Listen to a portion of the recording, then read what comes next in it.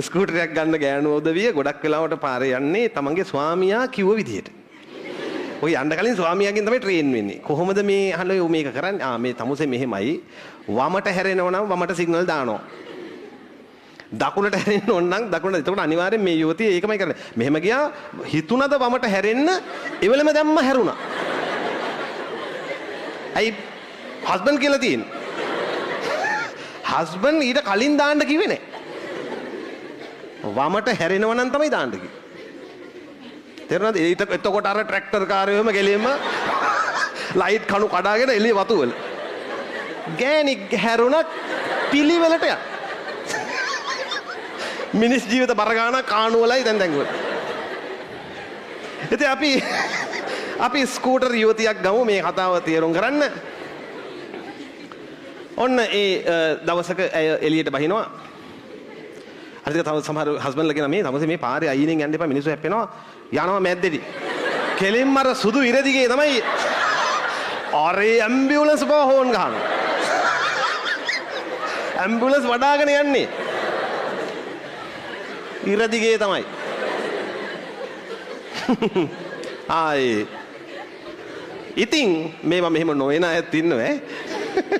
මේවා නොවන අය ඉන්නවා. උරණ වෙන්න එපා සාප කරන්නේ. අම්මෝ හරි බය බෑ. ඊළඟට ඔය වෙනස් කේස්. මේ ඉතින් ළමයි මේ මෙතන එයා දැන් මෙතන මෙයා නවතින්න ඕන මොන කලාවේ කියලාද ඔයාලා කිව්වේ?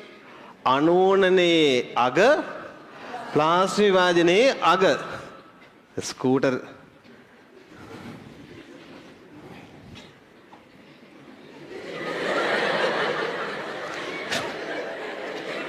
shopping යනවා. හරි? යනවා. දැන් මට ගියාලා මම යන කලාවල් ටික අනූනන විභාජනයේ කලාවල් ටික කියන්නේ ප්‍රාග් කලාව,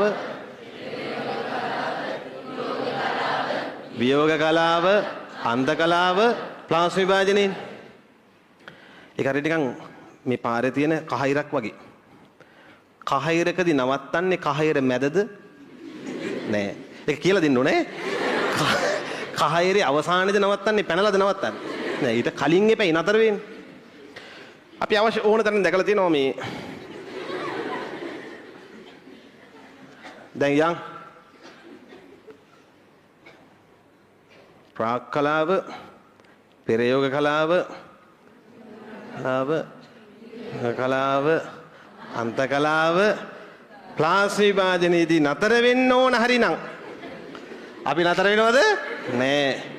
කහිර මැද්දටම යනවා. දැන් යන් ඊළඟට යන්න තියෙන්නේ මොකද්ද? ඌනනේ ඒක යන්. කියන්න මම යන්නම් ඔයාලා කියන්න. ඌනනේ ඒකේ මුලින්ම මොකක්ද තියෙන්නේ? අන්තර් කලාව. ප්‍රාග් මොකද්ද කලාව? අන්තර් කලාව. ඊළඟට ප්‍රාග් කලාව එකට ඇවිල්ලා තමයි බ්‍රේක් එක ගහගන්නේ.